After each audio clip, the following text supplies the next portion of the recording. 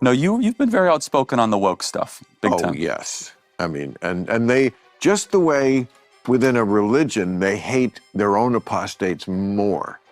I would say they hate me more because I'm supposed to like get on the short bus to Crazy Town with them. And I won't. You're bending all these words. And he's not an American citizen. We got to acknowledge that. No, absolutely right? not. So that's important. But he wasn't here illegally either. No, he was. Illegally. Yeah, the Maryland man. As long as we're not talking about two different cases. We're talking about Garcia. Yes, yeah. He was an illegal immigrant to the country. So there's three ways you can deport people. It could be the Alien Enemies Act of 1798.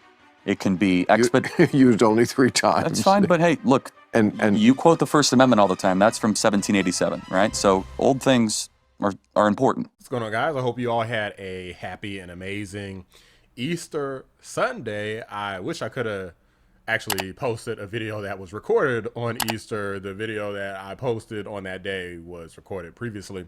But hey, we're doubling up here because Bill Maher is back again. The last video I posted was on Bill Maher, so be sure to check that one out, because in all the videos, of course, he is calling out the radical left here. But of course, he's a radical leftist himself. He may not be like as woke and as deranged as some of these other people, but he's still definitely Trump deranged. So effectively anything that Trump does that he hears about, such as deporting MS-13 gang members / wife beaters, he freaks out about and starts clutching his pearls immediately. And here he did the same thing. Now, he had Charlie Kirk on the show Club Random. I love Club Random because they don't really be hitting you with a bunch of crazy copyright claims and stuff. So I'm going to go ahead and react to what these folks had to say. They actually were somewhat agreeable, but of course Bill Maher didn't know any of his facts. Like always, let's get into it. We have different jihadis that want to kill me. The purple-haired jihadis, the woke guys. Well, so they kill me. They want to kill me just as bad. Probably. Oh, they really do. No, you've been very outspoken on the woke stuff, big time. Oh, yes. I mean, and they, just the way within a religion, they hate their own apostates more. I would say they hate me more because I'm supposed to like get on the short bus to Crazy Town with them, and I won't. And yet I'm still a liberal and still like, you know, I mean, we probably could argue all day about Donald Trump and what he's doing, which I'm not down with. This reminds me of like what it's like being more on the black conservative side rather than black Democrat side, where everybody feel like they want to crack that whip and tell you to get back on that plantation and be a good little boy for massa. And then when you say no, they want to snitch on you and get you hung. But, you know,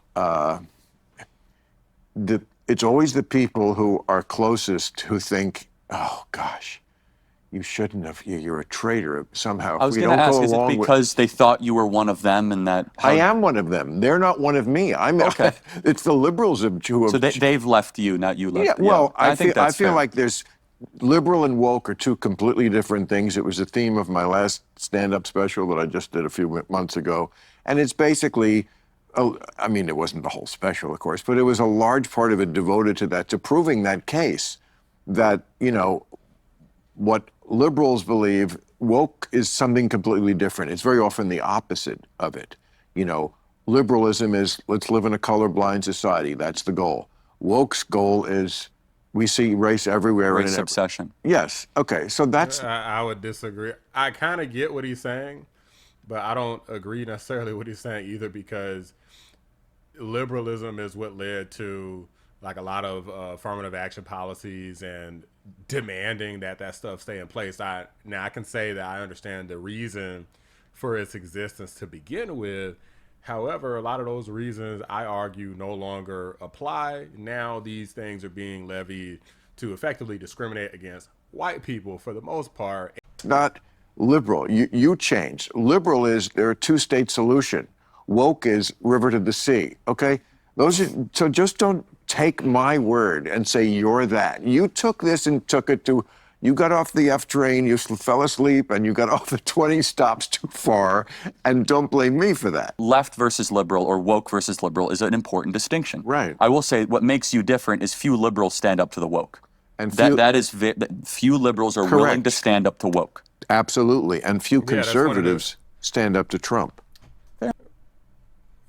Okay, I was about to say you was on the right track. Look, I didn't freaking pause in time. But yes, a lot of the liberal left, in regard to, again, politicians, they kind of allow the wokeness to take over. And then when it gets out of control and people start taking over college campuses and burning American flags and threatening America and, you know, flying to El Salvador to rescue illegal aliens, a lot of the more moderate, reasonable people just go along with it. So it makes them look like they're crazy too. And then all of a sudden, nobody wants to be associated with these maniacs. Fair enough. I mean, you can stand up or disagree, but I guess you could say the question, Well- is Trump, woke is an ideology. Is Trump an ideology? I mean, he's a person. MAGA is an ideology. But I mean, I disagree with Trump on a lot of stuff. I mean, I don't think we should go to war with Iran. I think that'd be a big mistake. Also, when you get to, we're going to send homegrown American citizens to foreign prisons. Oh, so the thing he said, you mean? Homegrown. To Bukele. America. So I heard this, and let me know what you guys think in the comments. Okay, picture this scenario. Guy shoves somebody into the subway, and they get hit by the train. And so they, like, as soon as the train's coming, guy, like, takes and shoves both hands with all his might. Like, he, like, builds his weight up to, like, push this guy like he's tackling somebody on a football field, shoves him into the middle of the subway. Train comes, boom, hits him immediately. Okay, this guy could get life in prison or the death penalty or something like that. So he literally could be locked up forever in America, or he could be literally killed in some cases, either by lethal injection. I don't think they still do it with electric chair. Maybe they do. But I know lethal injection is pretty common these days. And now they brought back the firing squad even. So we're talking about we literally can kill people for being convicted of crimes, but we can't ship them to another country after their conviction. I don't understand, why is it so much pearl clutching for Trump? Anything that he says, Trump could say he's gonna cure cancer, and they're gonna say he's putting doctors and pharmaceutical companies and just millions of people out of business because he cured cancer. How could he?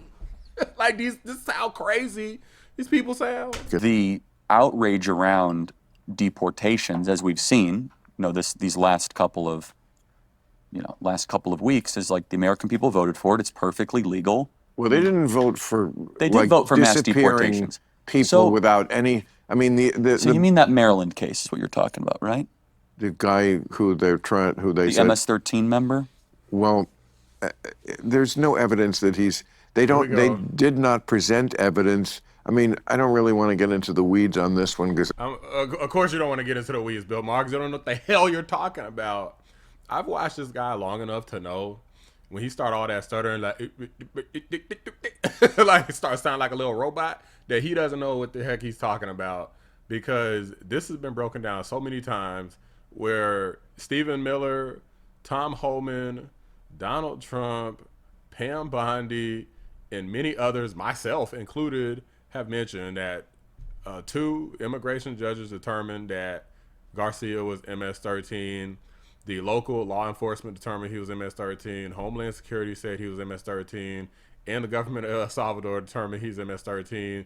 Why is everybody all of a sudden, because Donald Trump is president, all of a sudden that anything Donald Trump says is just inherently wrong? So what do you mean there's no evidence? Actually, there was evidence presented that he was MS-13, and it wasn't just the informants. It's a combination of everything, that, not to mention the human smuggling. I'm going to let Stephen Miller here interject and give his take on it. Yes, it was an elaborate conspiracy from the Prince George's County Police Department to label him correctly as an MS-13 gang member so that President Trump would then deport him 10 years later. The simple reality is that the police said he was an MS-13 gang member. One immigration judge said he was an MS-13 gang member. ICE said he was an MS-13 gang member. Another immigration judge said he was an MS-13 gang member. And his president, who is not Donald Trump, his president is Bukele, says that he is, again, a confirmed MS-13 gang member. Everyone who knows anything about MS-13 has said that he is a member of that organization. And this hoax. So, Jesse, we've all seen every time an illegal alien commits a crime, what is the wire story? AP, Reuters, what does it always say? Cleveland man shoots innocent person. Ohio man shoots innocent person. right? Los Angeles man. And they're illegal aliens. They never, ever admit that the people that are committing these crimes, that are joining these gangs, that are here in our country, are illegal aliens. No, but Miller, imagine writing a header for Miller. a news story that says, Trump deports illegal alien from El Salvador to El Salvador. Not exactly a news story, Jesse. but he's a dad. And once you become a dad, you're automatically out of any gang possible. I didn't know if you knew that, but legally it vacates the gang membership once you father children. Let me ask you this, because these lawyers who represent as we know, traffickers Jesse, and no who represent gang members anywhere in the world have children. None. Do. Not El Chapo, not anybody. There are no members of any criminal gang anywhere on planet Earth who have ever had a child. So he has a deportation order, and then he has this plea for withholding, which means don't send me to El Salvador, send me somewhere else. Now, the withholding order was invalid because he's a foreign terrorist. He's a member of an FTO, which means that there can't be a withholding order. And it's also invalid because the gang that he said was going to persecute him, the 18th Street Gang, doesn't exist in El Salvador. There is no 18th Street Gang. It's getting to a point where I just feel like these people are just openly being ignorant as hell. They're not even trying to research before they start talking out of their you know what. So I got to do it on my show Friday, but the Supreme Court, I guess we have to get into the weeds. There's it's even new a- evidence in the last couple of hours that I don't. You lead the conversation. You tell me how deep you want to go on it. None. Okay. I mean, but I hope that if it comes to light, let me button it up this way. I hope that if it does come to light, that there really is no evidence that this guy was a gang member, that he got swept up, which is very understandable. That when you do a let me ask you a question. And maybe you guys again can answer me too. Which one of you guys know, for example, let's say you know somebody who's in any type of gang, could be MS-13, could be something else. Let's say you guys know somebody who's in some gang and you know this gang is trouble. You're going to just be hanging out with them casually? Is that a thing that you do? Just hang out with people that's in gangs? I mean, wouldn't it make sense that you might get caught up in something? Like, for example, if they do a sweep and discover other people MS-13, you think that they might assume that you're also MS-13 too if you happen to not only hang out with them and get caught with them once, but multiple times, in which Garcia has done? It doesn't make sense, guys. These people are playing obtuse, and it just doesn't make any sense. Why are we being so stupid about this and just trying to pretend as though unless the guy has a MS-13 tattoo, even then they would probably, if he had a tattoo that literally had the letters MS-13, they would try to say it meant something else. That's not proof. It means something. MS-13, that could mean anything. What do you mean? Like, that's how crazy this is. Like, what the heck are you guys talking about? sweep. When you're doing big things, yes, nothing is going to go perfect. But if it does come to light, I would hope that some Republicans have the spine to say, yeah, that's not right. This guy should not be there. I mean, the Bill of Rights, it's pretty clear that you can't just disappear people without any sort of trial. Well, but sorry to interrupt. And deportation is not the same thing as Why does he think there was no? There was like 3 different immigration hearings. Like, what are these people? It's public information. Like, these people didn't take like literally a minute. Like, it takes less than a minute to go and find the information. Now, to read through it is different, but you could clearly find that there was several different rulings made. The bond appeal, and the withholding of removal, which is invalidated by the Alien Enemies Act. Like, there's been a lot of different things that have happened, and it's cut and dry. sending someone to a prison.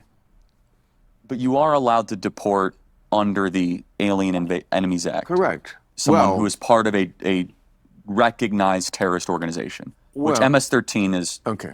pretty close to a terrorist organization. Yeah. Okay. I mean, you're bending all these And words. he's not an American citizen. We got to acknowledge Correct. that. No, right? absolutely not. So that's important. But he wasn't here illegally either. No, he was. Illegally. Yeah, the Maryland man. As long as we're not talking about 2 different cases. We're talking about Garcia. Garcia. Yeah. Why does he not think he? Guys, are you seeing are you hearing this? This is how liberals' brains work. They think that this guy was actually some sort of legal resident. He was an illegal immigrant to the country. I thought he was waiting for asylum. You could be illegal waiting for asylum. I see. So No, that's not. Even Charlie Kirk messed up here. He was never granted asylum. The judge said that the withholding of removal order was so that he couldn't go back to El Salvador because they said he feared retribution from rival gangs. How do you have a rival gang if you're not a member of a gang? One, and number two, he was granted the ability to be sent somewhere else, but not to have asylum in America. He's not allowed to stay. That's what his order stated. Okay, so they could deport him. That's right. Yes. But we never did it, but to a prison. It's an edge case. I acknowledge it's on the edge. Okay, but, good. No, but the edge is, so there's 3 ways you can deport people. It could be the Alien Enemies Act of 1798. It can be used only 3 times. That's fine, but hey, look, and you quote the First Amendment all the time. That's from 1787, right? So old things are important. No, I'm just saying, just because it's old. That's been used more than 3 times. Fair enough, but just because things are old doesn't mean, and I'm not saying you're using that talking point, but some people are trying to invalidate it just because it's old. Well, it's also expedited release. They're trying to invalidate it because it doesn't really apply to this, that it's stretching. I mean, how is MS-13 not a terrorist organization? Yeah, I mean, you can make or that. Tren de Aragua. I mean, organized because terrorism really is a political movement. It means terrorizing the civilian population to achieve a political goal. These guys just want to grab your locket. You know, this is it's a little more than that. A lot more than. This guy was literally caught executing human trafficking, bringing people from Texas to Maryland, and then claimed that he was bringing them for a construction job. You telling me you couldn't find nobody else within miles and miles and miles, hundreds of miles, you couldn't find nobody else. These people had no identification, by the way.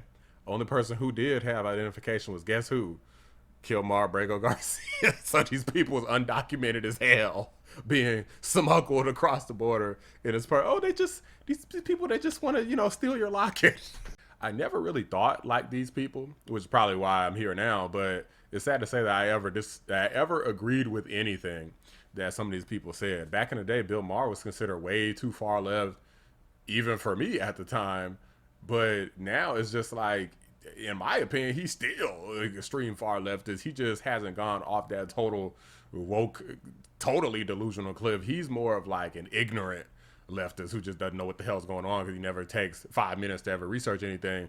But some of these other people, they'll take time and research it, and they'll still be quoting something woke as hell and trying to defend MS-13 and trying to say, well, he wasn't convicted of beating his wife and, well, she had a restraining order, but that's not proof that he beat her.